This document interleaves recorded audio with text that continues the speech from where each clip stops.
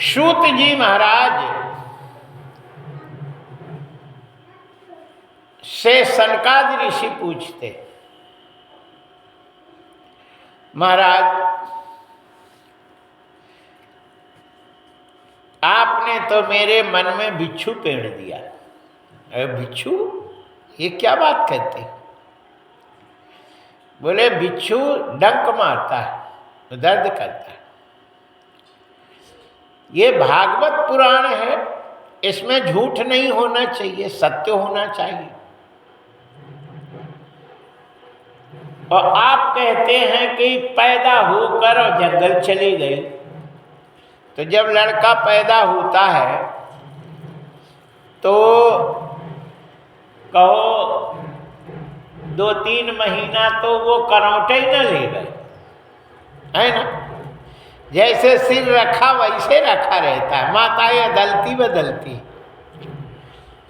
2-3 महीने के बाद फिर वो करौटा वरौटा लेना पड़ता है ना। महीने 2 महीने में फिर वो करौटा लेता। करमट बदलने का भी दस्तूर मनाती, है ना। फिर बुकैया करता है, फिर घुटने के बल चलता है, फिर जा कर के पैर में खड़ा धीरे धीरे अंगुली पकड़ के उसको चलाते हैं। तो वो साल भर लग जाते हैं उसको चलने में।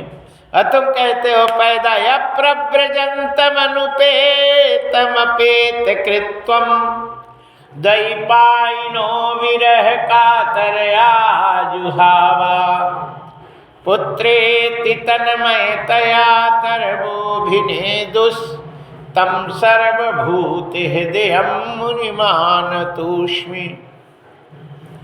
फिर वो जंगल कैसे चले गए? तब सूत जी महाराज कहते हैं, सनकादि ऋषियों, सब लड़के 9 महीना में पैदा होते। कितने? 9 महीना हो जाते, 10वें महीना में पैदा होते। और जो 10वें महीना में पैदा होता है लड़का, वो महीना 2 महीना करौटा नहीं लेता। लेकिन जो 16 साल में पैदा होगा वो तो खूब दौड़ सकता है। सुखदेव जी महाराज माँ के गर्भ से 16 वर्ष में पैदा हुए थे। 16 वर्ष में। और 16 वर्ष का जितना लड़का होता है उतने बड़े पैदा हुए थे, इसलिए जंगल चले गए।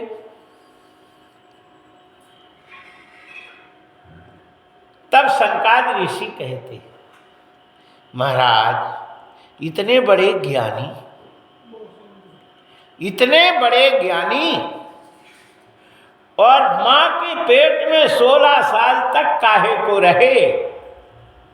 मां को तकलीफ, 16 साल का लड़का पेट में हो तो वो मां खड़ी थोड़ी हो पाएगी, है ना। इतना बड़ा वजन, इतना बड़ा पेट। जय जय श्री सीताराम। श्री सूत जी महाराज कहते हैं कि क्यों पैदा नहीं हो रहे थे, इसका कारण आपको बताना पड़ेगा, तो समय लगेगा। जय जय श्री सीताराम। यहाँ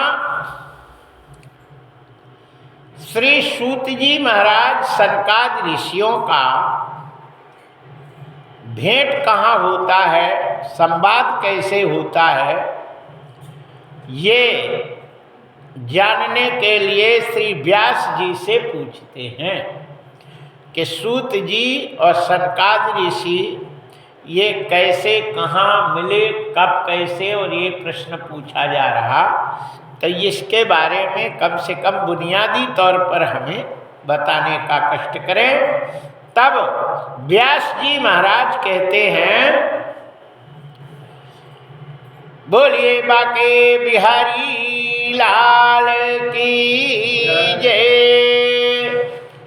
चातुर्मास का समय था, सभी ऋषि महात्मा इकट्ठा हुए और नैमिषारण्य क्षेत्र में पहुंचे।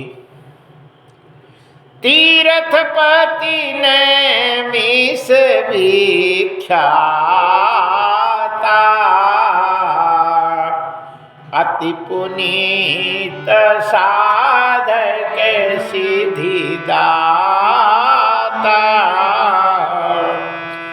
तीर्थपति नैमिष विख्याता, अति पुनीत साधक सिद्धिदाता।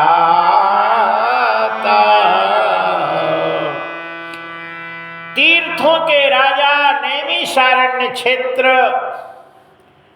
जो साधकों को सिद्धि देने वाला होता है, वहाँ पे ही 88,000 ऋषि इकट्ठा हुए और उन्होंने सब ऋषियों ने कहा, 88,000 में सब ने मंथन किया कि हम लोग इस नैमिषारण्य क्षेत्र चातुर्मास में आए हैं, तो हम लोग कोई अनुष्ठान करें, कुछ करें, है ना।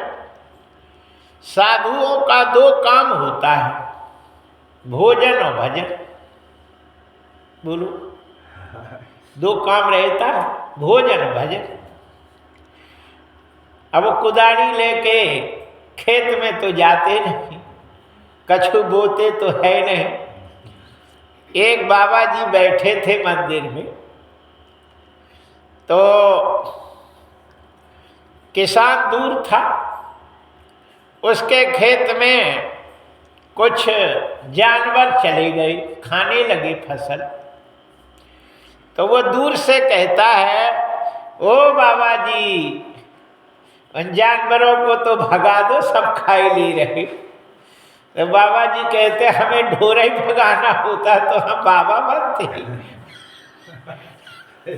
हमें ये जानवर भगाना होता तो हम महात्मा काहे को बनते, हम भी ढोर भगाते हुए घर में होते।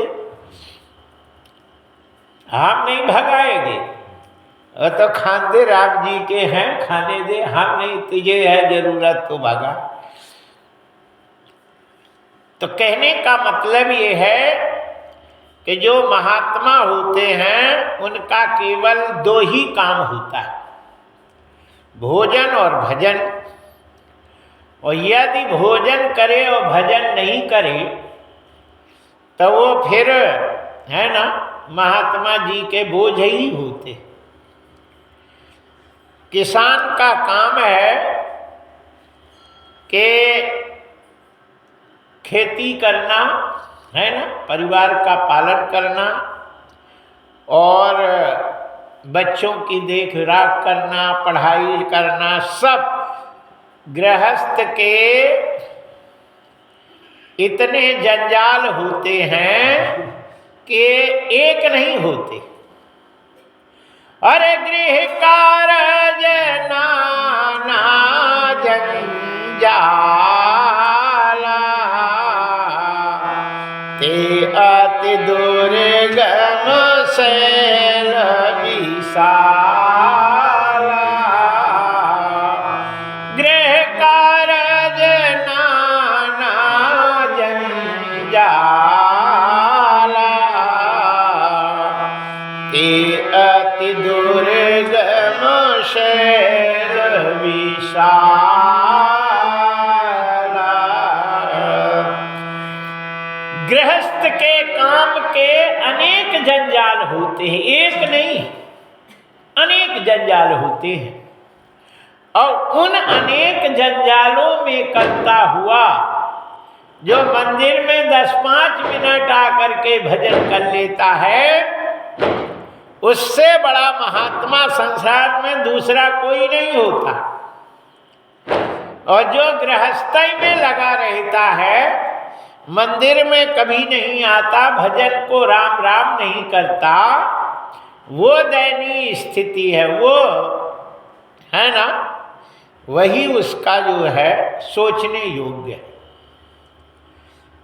क्यों कि इन सारे जंजाल में पड़ा हुआ भी भगवान का स्मरण करता है। राम जी रामचरितमानस में तुलसी बाबा ने 7 कांड बनाए। कितने कांड बनाए?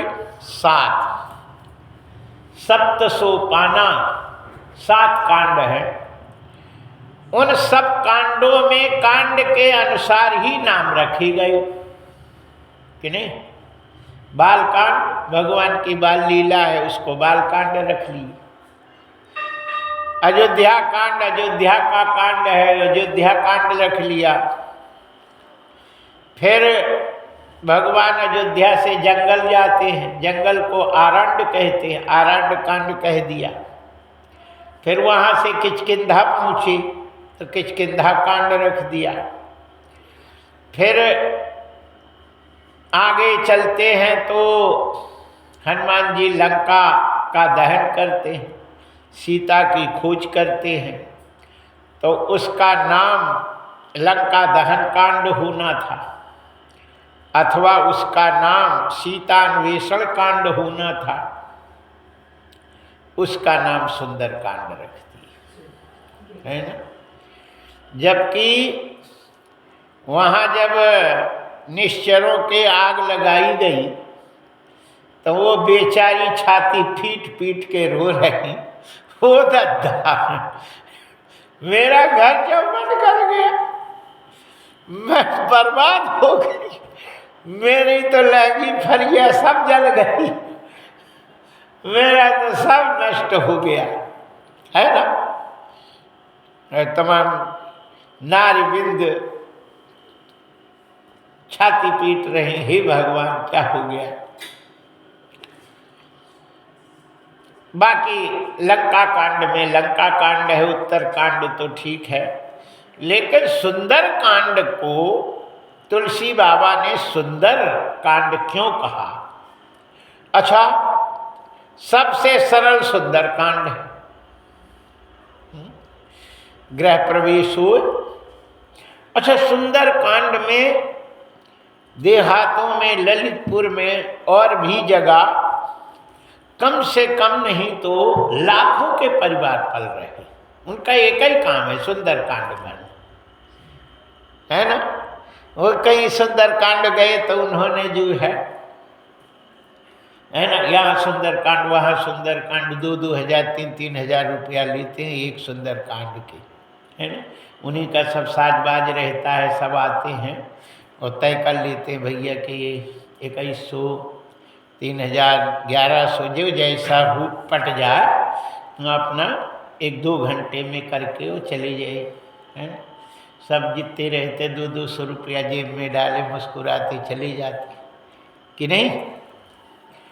तो ये सुंदर कांड बहुत सरल है और शादी हो, पार्टी हो, गृह प्रवेश हो, दुकान का उद्घाटन हो, सब में सुंदर कांड का आयोजन करके और अपना प्रवेश कार्य शुरू कर देते कि नहीं।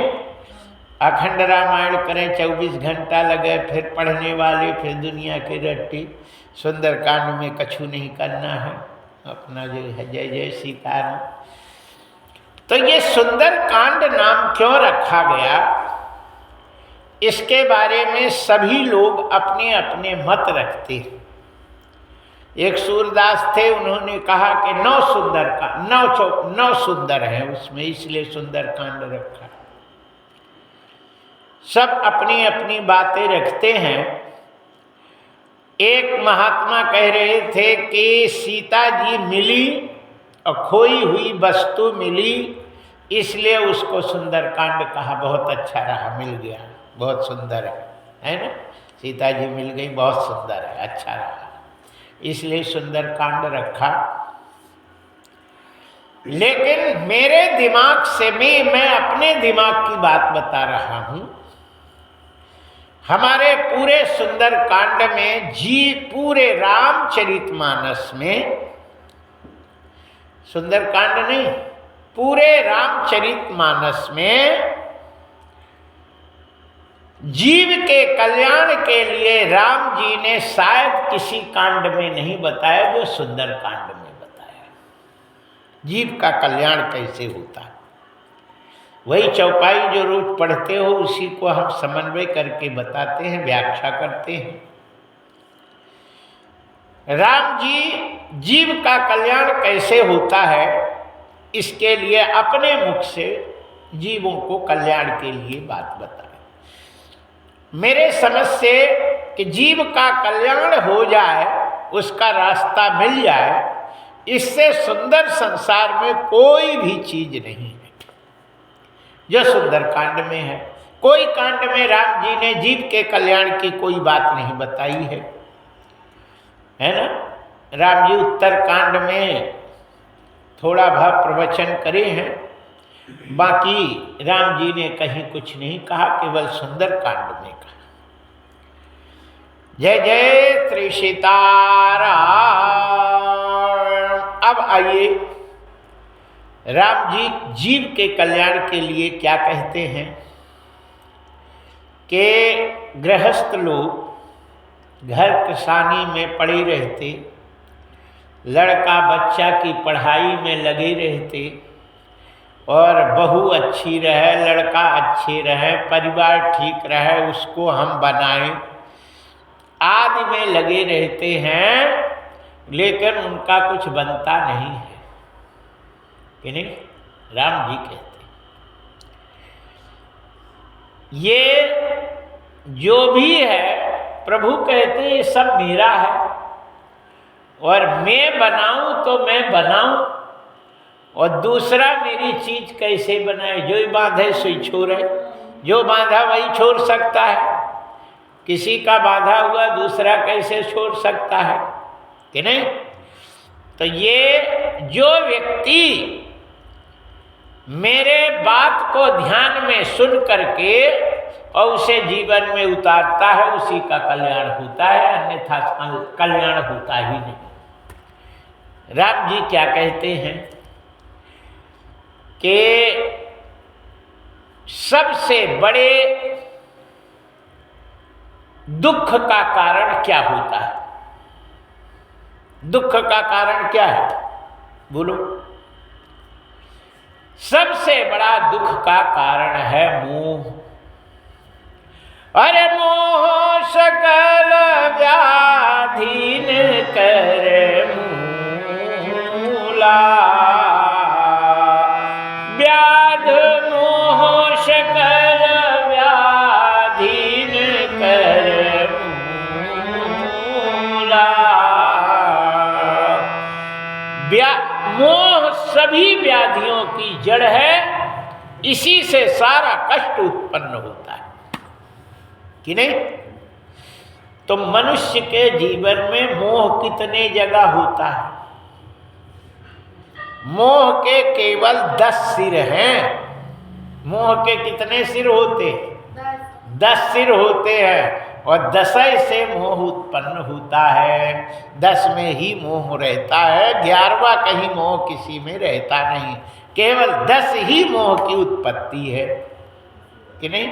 वो 10 कौन कौन है? अच्छा, रावण जो है, ये लंका नगरी क्या है? ये लंका नगरी ही मनुष्य का शरीर है। लंका कोई नहीं, लंका नगरी ये मनुष्य का शरीर ही लंका है। इस लंका में जो रावण बैठता है वो मोह ही रावण है। और जिस मोह के 10 सिर होते हैं, राम जी कहते, मैं नहीं कह रहा, राम जी कहते हैं कि लंका रूपी नगरी में मनुष्य के शरीर रूपी लंका में मोह रूपी रावण इस शरीर में बैठा हुआ है। जिस रावण के 10 सिर हैं वो कौन कौन है? चौपाई में लिखा है, राम जी कहते हो 10 सिर कौन है?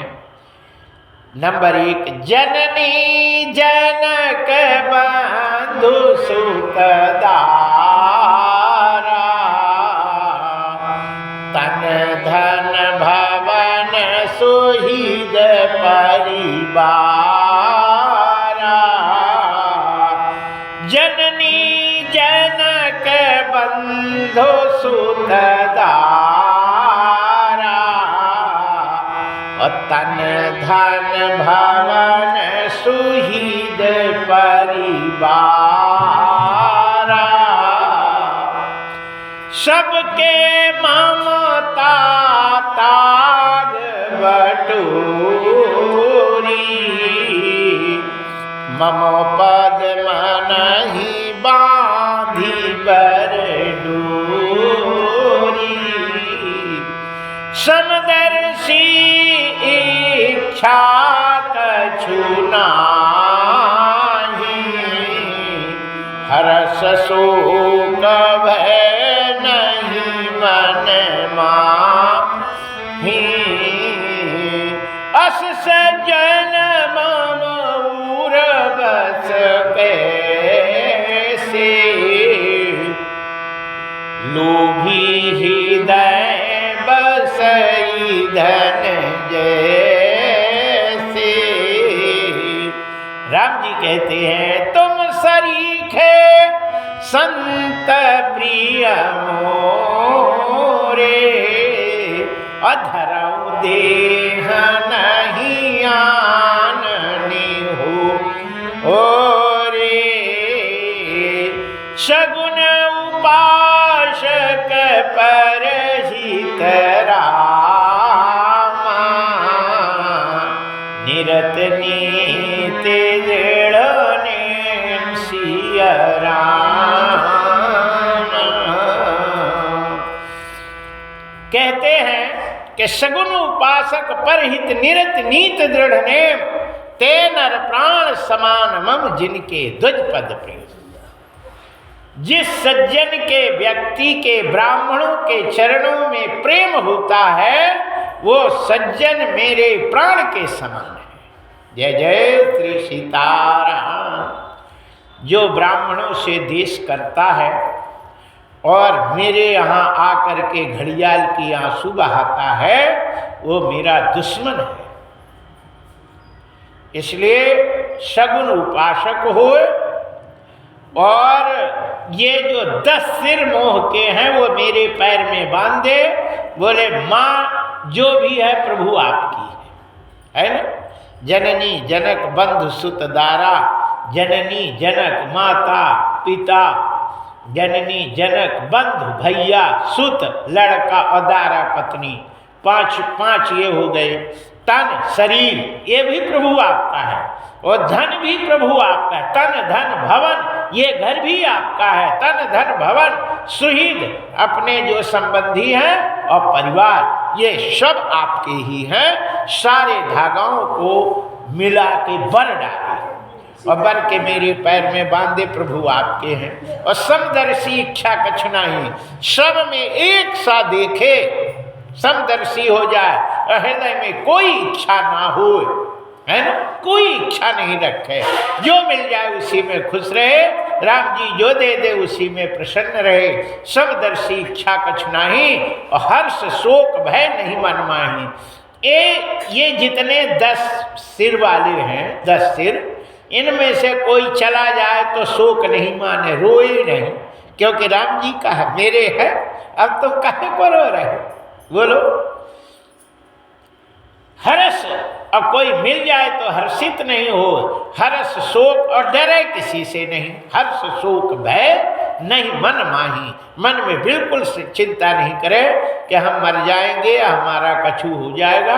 राम जी हैं हमारे, जब शरीर सौंप दिया फिर किसका डर, रक्षा हम करेंगे।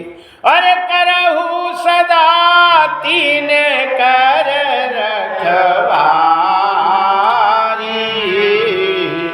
अजिमी बालक राखई महतारी। जो हमारे ऊपर सब सौंप देता है, फिर उसकी रक्षा में ऐसा करता हूँ जैसे बालक की रक्षा माँ करती है। जय जय श्री सीता। बताइए, सुंदर कांड में के अलावा कहीं ऐसा वक्तव्य राम जी दिए हो तो बताओ, है कहीं? नहीं है। इसलिए इसका नाम सुंदर कांड रखा। कहते हैं कि यहाँ श्रीमद् भागवत महापुराण में ये महात्मा लोग अपना सब कुछ छोड़ करके नैमिषारण्य क्षेत्र में इकट्ठा हो करके और एक मुखिया का नियुक्त करते हैं। चुनाव होता है, उसमें सूत जी का चुनाव हो गया और सूत जी सबके मुखिया हो गए 88,000 ऋषियों के, जिन्हें शौनक ऋषि कहते हैं। उन शौनक ऋषि से यहाँ कहते हैं हम लोग श्रीमद् भागवत की कथा, हम लोग सारे पुराणों की कथा सुनेंगे। और सूत जी उनको कथा सुनाने लगी। कथा सुनाते सुनाते यहाँ कहते हैं पुराण कितने व्यास जी लिखे हैं, कितने पुराण हैं, कितने पुराण हैं? गलत है, 72 पुराण हैं। कितने हैं? 72 पुराण हैं। 18 तो पुराण हैं, 18 उप पुराण हैं, 18 छंद पुराण हैं और 18 महापुराण हैं। श्रीमद् भागवत महापुराण है। श्रीमद् भागवत ये महापुराण है। शिव पुराण जो है ये महापुराण। ऐसे 18 महापुराण हैं और 18 पुराण हैं, 18 उपपुराण हैं, 18 शब्द पुराण। ऐसे व्यास जी ने 71 पुराण लिख चुके थे। और सबसे बड़ा जो है वो महाभारत की रचना भी, जिसमें 1 लाख से भी ज़्यादा श्लोक है, उससे भी बड़ा 80,000 के लगभग श्लोक जो है वो स्कंद पुराण में है। दूसरे नंबर का पुराण है, प्रथम नंबर का पुराण, जिसमें महाभारत के बाद 81,000 के लगभग श्लोक स्कंद पुराण में है। सत्यनारायण की कथा भी स्कंद पुराणे रेवाखंडी सत्यनारायण व्रत कथायाम है ना। ये सत्यनारायण की कथा स्कंद पुराण से ही ली गई। 51,000 के से ज्यादा श्लोक के लगभग श्लोक पद्म पुराण में, और पद्म पुराण की कथा चल ही रही थी कि उसी बीच में शौनक ऋषि सूत जी से कहते हैं कि हम ऐसी कथा सुनना चाहते हैं जो भक्ति ज्ञान वैराग्य देवे और माया मोह अज्ञान का नाश हो जाए। ऐसी कथा आप बताइए। बोलिए बाके बिहारी लाल की जय। हरिशरणम। श्री यहाँ सूत जी महाराज संकाद ऋषियों से कहते हैं कि वाह, बहुत अच्छा प्रश्न आप लोगों ने पूछा है। भक्ति ज्ञान आ जाए अब माया मोह चला जाए, ऐसा कैसे हो सकता है? ठीक, एक कोई आ जाए एक चला जाए, उसके आने से चला जाए, ऐसी क्या बात है? न भगाया जाए न कहा जाए, एक आवे एक चली जाए, एक आवे एक चला जाए, तो ऐसे कौन हो सकता है? कहते हैं कि इस संसार में दुश्मनी तो करने से होती कि नहीं, अपने आप तो दुश्मनी हो नहीं जाती कि हो जाती। बातचीत हो, लड़ाई झगड़ा हो, फिर मारपीट हो, फिर कोर्ट कचहरी हो और फिर उसको परेशान कर दे, सब कहे कि इसका तो हम मुँह न देखेंगे, है ना। और वो आगे से दूसरा उठ के चला जाए, ये जहाँ जाएगा तो हम जाएंगे नहीं, ने हमें पेर दिया। ठीक, लेकिन कोई लड़ाई न झगड़ा न कुछ, वो एक आवे एक चला जाए, ऐसा कैसे हो सकता है? श्री सूत जी महाराज सनकाद ऋषियों से कहते हैं कि इस संसार में सिर्फ एक ऐसा रिश्ता है कि उसके बनने से ही दुश्मनी तैयार हो जाती है। वो कौन सा रिश्ता है महाराज, हमारे तो अब दिमाग ही में नहीं आया। उन्होंने कहा कि एक रिश्ता है सौत का। सौत का रिश्ता न लड़ाई न झगड़ा, खाली शादी हो जाए दूसरी लुगाई की पति के, सब वो दुश्मन शादी से बन जाती है। न लड़ी न झगड़ा न लड़ाई न कचू। अब वो जहाँ रहती है तो सौत वहाँ रहती नहीं, सीधे उठ के चली जाती है। ये खतरनाक चीज है। तो बोले कि फिर, बोले ये दो ही सौत है। विष्णु भगवान के 5 पत्नियां हैं। कितनी पत्नी हैं? विष्णु के 5 पत्नियां हैं। 5 पत्नियों में से जोड़ी तो बन नहीं रही। 5 में जोड़ी कैसे बनेगी? 4 की बनेगी, 1 की नहीं बनती। इसलिए 1 की कोई दिक्कत नहीं है, लेकिन 4 में दिक्कत है। वो कौन सी दिक्कत है? कहते हैं कि जहां भक्ति रहती है, जहां भक्ति रहती है वहां माया नहीं रहती, है ना? वहां माया नहीं रहती। और जहां माया रहती है वहां भक्ति नहीं रहती। कि रहती? जहाँ माया रहती वहाँ भक्ति नहीं रहती, और जहाँ भक्ति रहती है वहाँ माया नहीं रहती, और जहाँ लक्ष्मी रहती वहाँ दरिद्रा नहीं रहती, और जहाँ दरिद्रा रहती वहाँ लक्ष्मी नहीं रहती। बोलो, जहाँ दरिद्रा रहेगी वहाँ लक्ष्मी नहीं रहती, और जहाँ लक्ष्मी रहती है वहाँ दरिद्रा नहीं रहती। इन दोनों का 36 का आंकड़ा रहता है। दरिद्रा पहुँच जाए लक्ष्मी भग लेती, और लक्ष्मी पहुँच जाए से दरिद्रा भग लेती है। दो ही इकट्ठा नहीं रहती। ऐसे जहाँ भक्ति रहती है वहाँ माया नहीं रहती, और जहाँ माया रहती है वहाँ भक्ति नहीं रहती।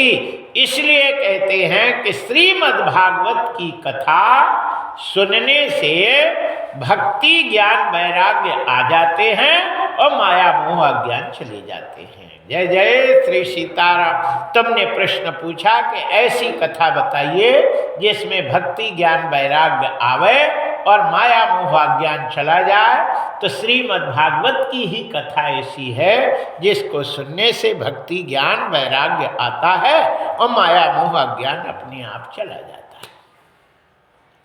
तब यहाँ पूछते हैं कि ये भक्ति और ज्ञान वैराग्य की कैसी व्यवस्था है, ये हमें आप बताइए।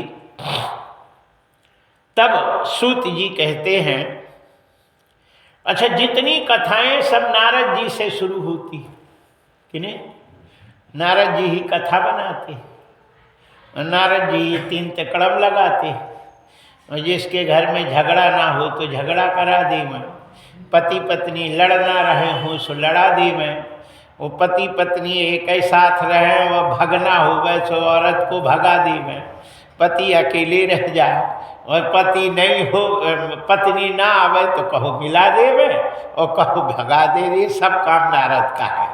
जय जय श्री सीताराम। बोलिए बाके बिहारी लाल की जय। आम भाषा में लोग एक उदाहरण दे देते हैं, बताओ भैया ये तो नारद बना, जरूर गया होगा कहीं बीड़ा आया होगा, जय इसका उसका उसका उसका इसका उसका सब एक दूसरे में और अशांति फैला देते। तो नारद जी एक समय पृथ्वी में घूमने के लिए आए। एकदा नारदो योगी परानुग्रह कांक्षया पर्यटन बिंधलोके मृतलोको मुपोगतः। मृतलोक में आए और जैसे आते हैं तो उन्होंने सबसे पहले हरिक्षेत्रे कुरुक्षेत्रे श्रीरंगम सेतु बंधना हरिद्वार गए, सेतुबंधन, रामेश्वर गए, सब जगह जाते हैं तो वहाँ पे देखते हैं कि उन्हें शांति नहीं है, कहीं कहीं शांति नहीं। तीर्थ में गए तो वहाँ तो बहुत ही परेशानी है ना, पंडन के मारे तो जो है जय जय सीताराम विधि जाओ। लो, एक गया वो बाप का वो लेके अस्थि फूल, पंडत के चक्कर में हो गया। उसने कहा कि लिखा नहीं, लिया है तो लिखा है ना, तबे तेरे बाप का तरेगी, वो नहीं तो तरेगी नहीं। तेरा कल्याण नहीं होगा, सत्यानाश हो जाएगा। अब वो बेचारा बोला कि हे भगवान, हम आए हैं जिनको तार भी जिनको लिखाए और हमारे पास है नहीं। जय जय श्री सीताराम। उसे मजबूरी बसा विनती करके पाँव पड़ के और फिर कछु न कछु लिखाना पड़ता है ना। और अकड़ के करे तो वो अभी श्राप दिए देते जाते। जय जय श्री सीताराम। ऐसे जगन्नाथपुरी में जाओ तो पंडा चक्कर में पड़ जाए, हाँ तो सबको दिखाएंगे, हम दिखाएंगे ये हमारे यहाँ से आया, ये मेरा है ना। और उसको ने पीछे पड़ गया, जबरदस्ती करते है ना। और तीर्थों में भी नारद ने कहा वो दद्दा, यहाँ लोग कल्याण के लिए आते, शांति के लिए आते, इन्हें और शांति पैदा कर दी। और कहीं नहाने धर देवे तो पूरे चंपट हो जाए, उनके रुपया पैसा कपड़ा उपड़ा सब लेके चले जाए, बेचारा नंगा हो जाए, उसे क्या करे, कचुटी 1 रुपया नहीं, सब उड़ा दिए। अभी कुंभ मेला में कई हमारे पास आए, बोले महाराज सब ले गए, कुछ नहीं कपड़ा। हमने कहा तो ले कपड़ा हम देते हैं, चल लुंगी लगा क्या करें। तो ये हाल है। नारद जी देखते हैं कि कहीं तीर्थों में शांति नहीं है, और संत भी हैं तो पाखंड निरता संत विरक्त स परिग्रह। गृहस्थों के पास पैसे नहीं है, संतों के पास माला माल है। जय जय श्री सीताराम। ऐसे इसी गाड़ी में घूम रहे है ना, एसी कमरा में रहते, एसी के बिना तो उनको नींद ही नहीं आती है ना। ऐसे ऐसे संतों को हमने देखा। बोलिए बाके बिहारी लाल की जय। हरिशरणम। यहाँ कहते हैं कि नारद जी गृहस्थ में आए तो गृहस्थ में देखा कि घर में उनकी जो पत्नी है वो मालकन है ना, और बिना पत्नी के पूछे कछु कह नहीं सकता। वो पत्नी यदि है ना कछु कहे आए और पत्नी मूड में नहीं हो तो जीना हराम कर देती है और दे नहीं पाता। जय जय श्री सीताराम। एक भी पाव अनाज निकाल दे तो फिर खैरियत नहीं है। इसलिए पत्नी से जरूर पहले पूछना पड़ता है, संडे पप्पू की मम्मी कहाँ है? अरे फलाना जगह भागवत हो रही है, कुछ देना है तो बोल दे देवे कि नहीं, का जैसे कहे। तो मूड में रही तो कह देती है दे दो, अच्छा है कल्याण होगा, तो परलोक में सुधरता है, अच्छा है। अब मूड में नहीं रही तो कहती 1 रुपया नहीं देना है, बच्चे की फीस है, हमारा वो फटा है, हमारा ये है फलाना है, और नाक की नथिया तो तुम कभी लिया ही नहीं, हमें एक अंगूठी भी बनवानी थी सोने की। इतना बड़ा लिस्ट बता देगी कि पति का जो है देवे का तो चर्चा बंद कर देगा। जय जय श्री सीताराम। कन्या विक्रेते लोभात, लोग लोभ से कन्या को बेचते हैं। नारद जी बड़े दुखी होते हैं और जैसे ही वृंदावन में गए तो वृंदावन में एक लड़की 12 साल की थी, वो चिल्ला रही थी, बचाओ बचाओ। नारद जी दौड़े, तो जैसे दौड़े तो उन्हें बहुत सी स्त्रियां दिखाई दी। गंगा, जमुना, सरस्वती, भागीरथी, नर्मदा, ये सारी नदियां चारों तरफ खड़ी हुई थी। बीच में वो लड़की बैठी हुई थी और चिल्ला रही थी। अच्छा, ऐसे औरतें चारों तरफ खड़ी थी तो उनके एक दूसरे के बीच में से जगह दिखने को थी। वो बैठी थी, वो लोग खड़ी थी। नारद जी उधर से दौड़े, लेकिन जब स्त्रियों को देखा तो नारद जी देख के और फिर मुड़े, क्योंकि शास्त्र में लिखा है, नारद जी शास्त्र जानते हैं, कोई भी स्त्री चिल्ला रही हो बचाओ, और यदि उस स्त्री अकेली है, कोई नहीं है, तो पुरुष दौड़ के जाए कि भैया क्या परेशानी। लेकिन यदि कई स्त्रियां चारों तरफ खड़ी हो तो वो चिल्ला रही हो तो उस समय पुरुषों को वहां नहीं जाना चाहिए, क्योंकि उसका चिल्लाहट वो औरतें ही ठीक करती हैं, पुरुष वहां पे नहीं ठीक कर पाते। नारद जी मुड़े, और जैसे मुड़े तो उस लड़की ने देख लिया, उनकी जगह थी, और उनके स्त्रियों के बीच से उसने हाथ निकाला बाहर, ऐसे करते, भो भो साधो क्षणम तिष्ठ,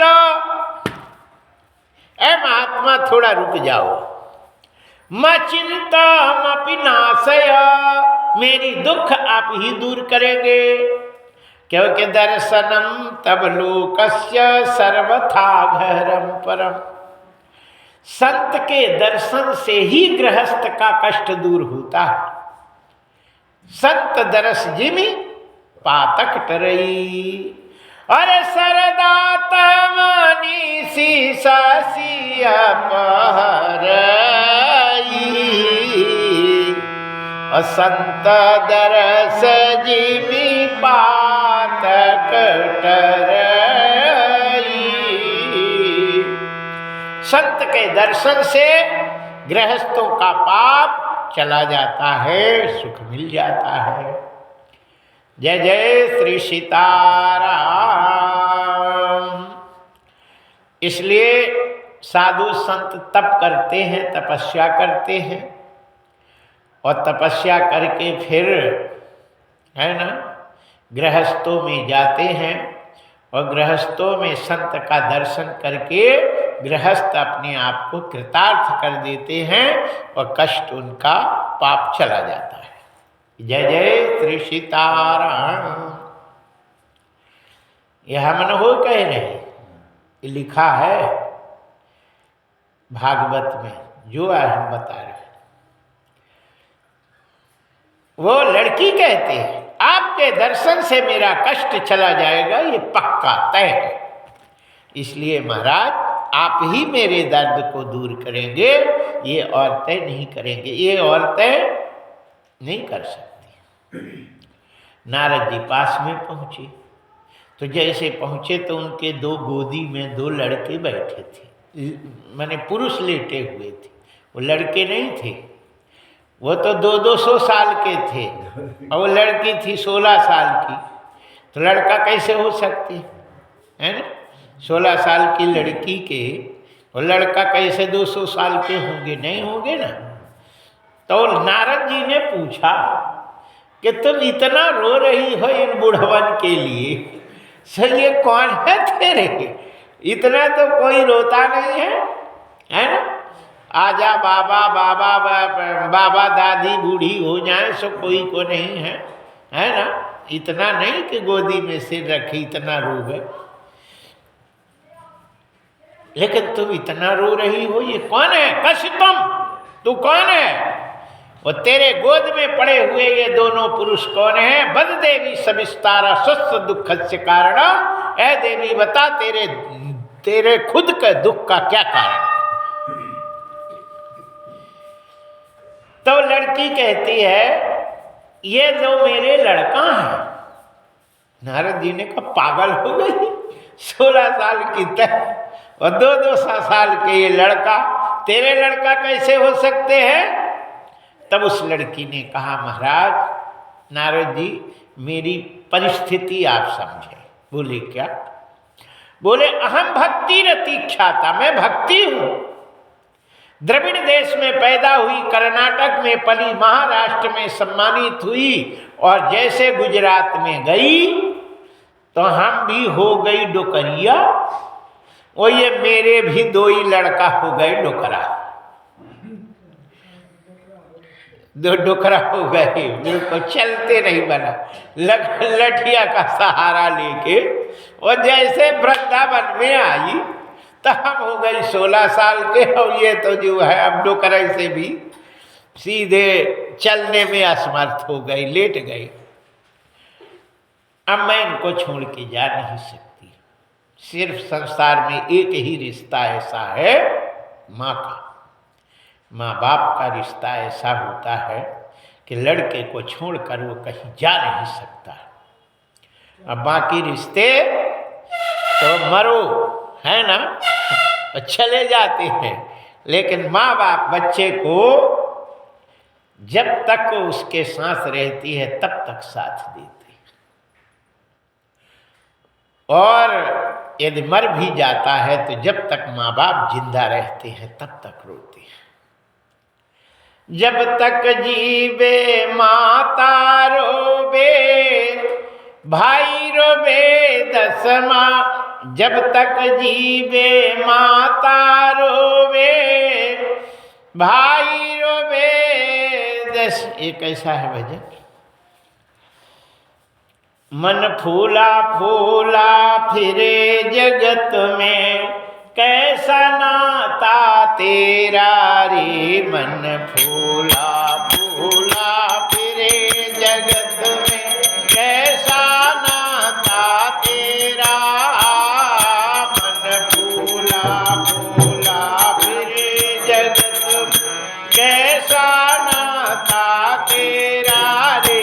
मन फूला फूला फिरे जगत में, कैसा नाता तेरा। पेट पकड़ कर माता रोवे, बाह पकड़ कर भाई।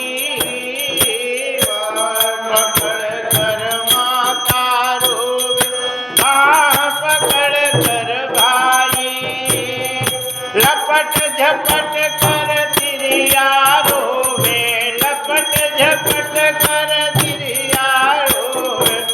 मेरे करे घर बाजारी, मन फूला फूला फिरे जगत में, कैसा नाता तेरा रे। मन फूला फूला फिरे जगत में, कैसा नाता तेरा।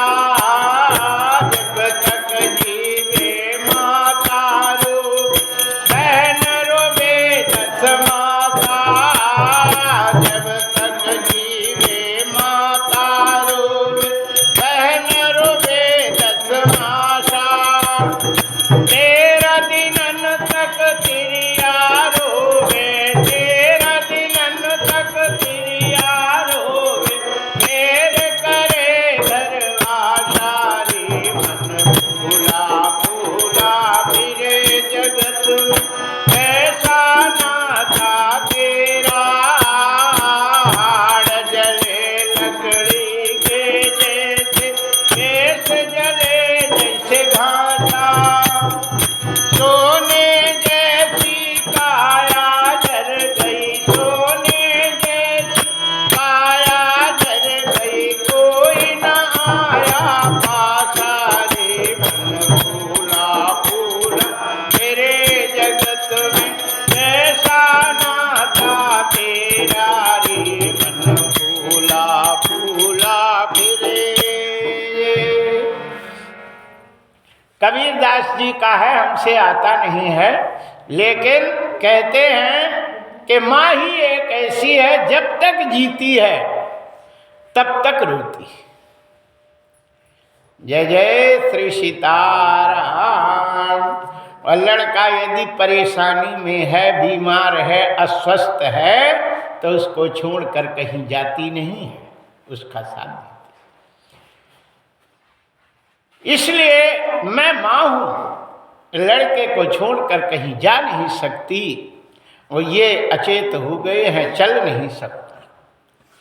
आप ही नारद बताइए कि मेरे पुत्र स्वस्थ कैसे हो जाए, कैसे हो जाए, चलने लायक हो जाए। नारद जी पूरा युक्ति लगाई और उन्होंने कहा हम भक्ति लाई देते, और भक्ति ज्ञान वैराग्य इनके कान में भरे देते हैं, जिसके कारण ये स्वस्थ हो जाएगी। पहले भागवत जी में चढ़ा दो, फिर हमें पहना दो। हाँ चलो, जय जय। बोलिए बाके बिहारी लाल की जय। हरिशरणम। नारद जी ने उनके कान पकड़े। वेद वेदांत घोषश्चै गीता पाठैर मुहुर्मुहु। वेद वेदांत करते हैं, गीता पाठ सुनाते हैं, उससे भी उन्हें थोड़ा आँख है तो उन्होंने पलक मिलाई, लेकिन फिर सुन्न हो गए। सांस भर चल रही थी, न हाथ उठावे सो गिर जाए। जय जय सीताराम। नारद जी ने कहा तुम चिंता नहीं करो, मैं इन्हें स्वस्थ कर दूंगा, जैसे भी उपाय कहीं से पूछ के। हे ब्रह्मा, हम तुम्हारा लड़का हूं। हे विष्णु, हे भगवान, मैं जग कल्याण के लिए ही संत का भेष धारण करा हूं। इस बेचारी माता के लड़कन को कम से कम हो जाए, कोई उपाय बताओ। तो आकाशवाणी हुई, नारद तुम एक काम करो, उनको स्वस्थ हो जाएंगे। क्या काम करें? बोले सत्कर्म करो। हो गया, आकाशवाणी है, कोई आदमी होता तो पकड़ के पूछते भैया सत्कर्म में क्या करें, बंद हो गई। नारद जी ने कहा हे भगवान, सत्कर्म में क्या कर देंगे? लोगों से पूछा, बोले कि बढ़िया कन्या भोज करा दो, है ना, बढ़िया मंदिर बनवा दो, यही तो सत्कर्म है ना। कन्या विवाह कर दो, बढ़िया खिला पिला दो, दान पुण्य करो, फलाना करो, ढिकाना करो, दुनिया की कथा कर डाले। और नारद जी सब कर चुके, मंदिर बनवाए, कन्या भोज, फलाना ढिकाना सब कर चुके, कीर्तन भजन सब हो गए, लेकिन उनको कोई फर्क नहीं पड़ा। नारद जी सीधे दुखी होके बोले अब तो जीने बेकार है, मर जाना चाहिए। अच्छा, मरने की क्या व्यवस्था है? शास्त्रों में मरने की बड़ी भारी व्यवस्था बनाई। जिन्हें जीना नहीं है, मर जाना है, मरना है, तो उसे क्या करना चाहिए कि मर जाए, है ना। आजकल की जो है मोड़ियाँ औरतें जब जीना नहीं चाहती हैं, मरने को ठानती, तो या तो पंखा में साड़ी उड़ी बांध के और खड़ी हो गई, और फिर जिसमें खड़ी हैं पैर से हटा दें, झूल गई, जीभ इतनी निकल आई, आंखें निकल गई, टन गणेश हो गए। ऐसा मरने से जानते हो कितना बड़ा पाप लगता है। जो जहर खा के मरता, चोखर मरू खाता, एलडी और वो इल्ली मार दवाई और मिट्टी का तेल डाल के जलाना, जल के मरता, जहर खा के, फांसी लगा के, आदि आदि साधनों से जो मरते हैं, कहते हैं कि उसके लाश को छूना नहीं चाहिए। ऐसी लाश को जो छू देता है उसको उसी का पाप भोगना पड़ता है। संसार में सबसे बड़ा नरक की व्यवस्था आत्महत्या करने की है। इसलिए कभी भी आत्महत्या करने की तो सोचना ही नहीं चाहिए, है ना। और इन साधनों से मरना नहीं चाहिए, और जिन्हें जीना नहीं है मरने हैं। अब बताओ कौन सा साधन करें कि नहीं।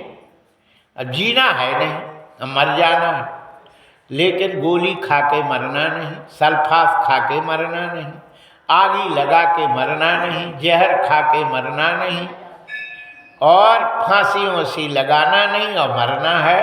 ऐसे कौन सा साधन है।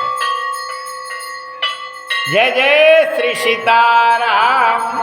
तो उसके लिए कहते हैं कि अन्न जल का त्याग कर देना चाहिए और हरे राम राम राम हरे हरे, हरे कृष्ण कृष्ण कृष्ण हरे हरे, श्री कृष्ण गोविंद हरे मुरारी, हे नाथ नारायण वासुदेवा। बस अन्न जल छोड़ करके और घर में बैठ जाओ और अपना भगवान का भजन करते रहो। 1 महीना, 2 दिन, 4 दिन, 5 दिन, 6 दिन, 7 दिन, 8 दिन, महीना खाड़ में प्राण निकल जाएंगे। और ऐसा करके जो मरता है उसको विमान में बैठ करके और सीधे भगवान के धाम को ले जाते। मरना है तो ये साधन से मरो, ये करके नहीं। और ये साधन से जो मरता है उसकी कोई निंदा नहीं करता। शास्त्र में लिखा है कि जैसे कोई जहर खा के मरा, माँ ने लड़की को 9 महीना पेट में रखा, छिया पोछी, कितनी व्यवस्था करके उसको पाली और पाल पोस के शादी कर दी, ब्याह कर दिया, ससुराल में गई और वहाँ जाके तू मैं थोड़ा हुआ और फिर फांसी लगा के मर जाए। कम से कम माँ कहती बिटिया हमको तो बताती, मैं जिंदगी भर तुझको खिला देती, लेकिन तुम जान नहीं देती, तुमने क्यों बिना बताए ऐसा कर लिया। ये अपराध है ना। जिसने ये शरीर दिया है, ये शरीर अपना नहीं है, ये माँ बाप का शरीर है। और माँ बाप के दिए हुए शरीर को किसी के द्वारा यदि नष्ट कर दे तो इसका बहुत बड़ा अपराध है। और गरुड़ पुराण में इसका इतना बड़ा सजा संसार में कोई भी अपराध का सजा नहीं है जितना आत्महत्या का करने का पाप है। तो कहते हैं कि जो आत्महत्या करता है उसको छूना नहीं चाहिए, उसका अंतिम संस्कार नहीं करना चाहिए, उसको जलाना नहीं चाहिए, उसका कंधा नहीं देना चाहिए, और न उसको 13वीं बरखी कुछ करना चाहिए, न उसका घर में किसी को सूदक लगता है। ऐसा भागवत में लिखा, पुराण में लिखा है। फिर बोले उसको क्या करना चाहिए। बोले जल्लादों के द्वारा उसके हाथ में रस्सी बांध करके और जंगल में छुड़वा देना चाहिए।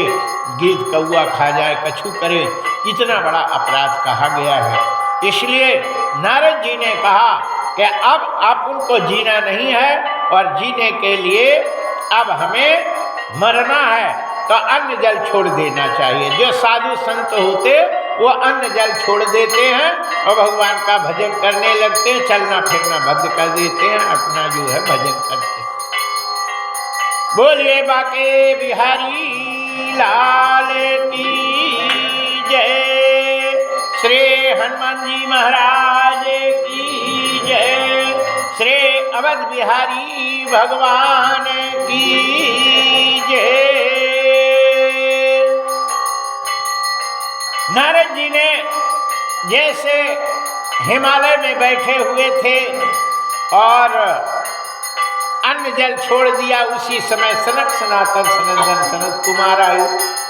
कहते हैं ओ नारद धन्योसी विरक्ता नाम शिरोमणि।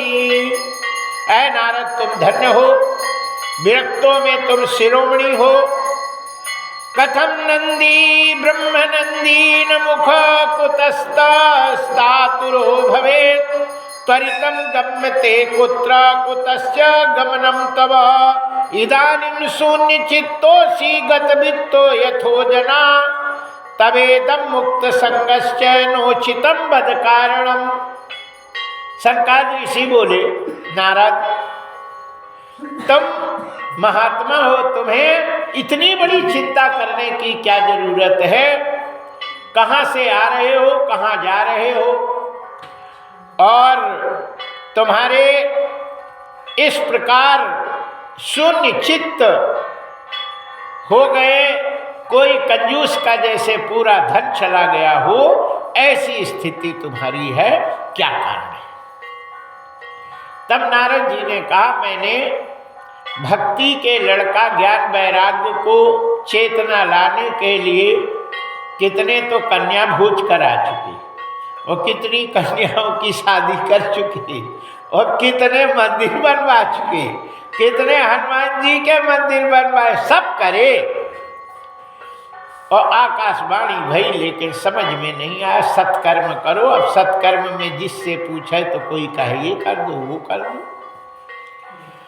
सनकादिक ऋषि कहते हैं कि कर्म कितने प्रकार के होते हैं ये बताओ। नारद ने कहा कर्म दो प्रकार के होते हैं, एक है सुकर्म, एक है सुकर्म, एक है कुकर्म, एक है सत्कर्म, एक है कुकर्म। अच्छा मेहनत करके पैसा कमाना और उसका उपयोग करना, किसी को कष्ट दे के सुख नहीं भोगना, सबको सुख दे करके और सुख भोग करना, यही है सुकर्म, यही सत्कर्म है। और मेहनत नहीं करो, लठ बजा के और सुख भोगो, है ना? कोई कमा रहा, कमा के ले जावे, और पैसा मंडी में बेच के पैसा आवे तो गला दबा निकाल पैसा, एक हाथ से गला लठ भी मारे और जेब से निकाल ली, और बेचारा रोता रोता ये धंधा, और तुम यहाँ मौज करो, ये कुकर्म है। इसको सनकादिक ऋषि बोले कि नहीं, कर्म तीन प्रकार के होते, एक है सुकर्म, एक है कुकर्म, एक है सत्कर्म। और वो तो सत्कर्म तो हम अभी जाने नहीं, हम तो दो ही जानते थे। सनकादिक ऋषि बोले कि श्रीमद् भागवत की कथा ही सत्कर्म है। सत्येन धारते पृथ्वी, सत्येन तप्तः रवि, सत्येन भाति वायुश्च सर्व सत्यम प्रतिष्ठति। जो सब सत्य पर ही स्थित होता है, उसी को, वही है श्रीमद् भागवत कथा। श्रीमद् भागवत कथा स्वयं कृष्ण भगवान ही हैं। हरिशरणम, जिन्हें भी इस जिंदगी में भगवान को प्राप्त करना हो, और भगवान उन्हें जिंदगी में मरने के पहले भगवान दर्शन दे दे, ऐसी क्या करे कि उसे भगवान दर्शन देंगे? तो श्रीमद् भागवत में कहते हैं कि उन्हें इतनी चीज पर ध्यान देना चाहिए। वो कौन कौन है? बोलिए बाके बिहारी लाल की जय। वेदार्ति वेद माता चे, गंगा चे सरस्वती। यहाँ कहते हैं कि जो इनमें और भगवान में कोई अंतर नहीं समझता है, उन्हें भगवान अंत में दर्शन देते हैं, और जो इनमें अंतर समझता है, उन्हें कभी भी भगवान की कृपा हो ही नहीं सकती। दर्शन तो बहुत दूर की बात है। बोलिए बाके बिहारी लाल की जय। तो ये कौन कौन है, इसे हम आपको बताएंगे। बोलिए बाके बिहारी लाल की जय। श्री सीताराम जी महाराज की जय।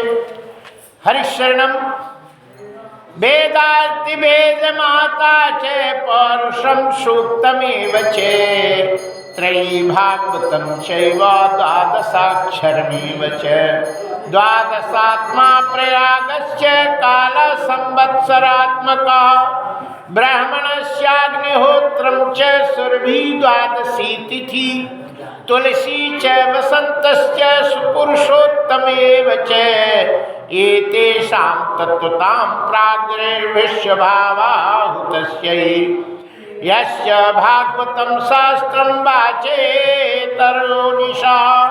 जन्मकोटिकृतं पापं नाशते यत्र संशयः। श्लोकार्थलोकापादं च पाठेश्च भागवतं च यो नित्यं पुण्यमवाप्नोति राजसूयास्मयोजिता। कहते हैं कि वेदार्थ वेद माता है, गायत्री मंत्र जो है वो भगवान कृष्ण ही है, उसमें कोई अंतर नहीं मानना चाहिए। श्रीमद् भागवत महापुराण भगवान श्री कृष्ण ही है और शब्दों में ओम जो होता है वो साक्षात कृष्ण ही है। ओम और कृष्ण में कोई अंतर नहीं। ओम नमो भगवते वासुदेवाय ये द्वादश अक्षर जो मंत्र है ये साक्षात कृष्ण ही है। और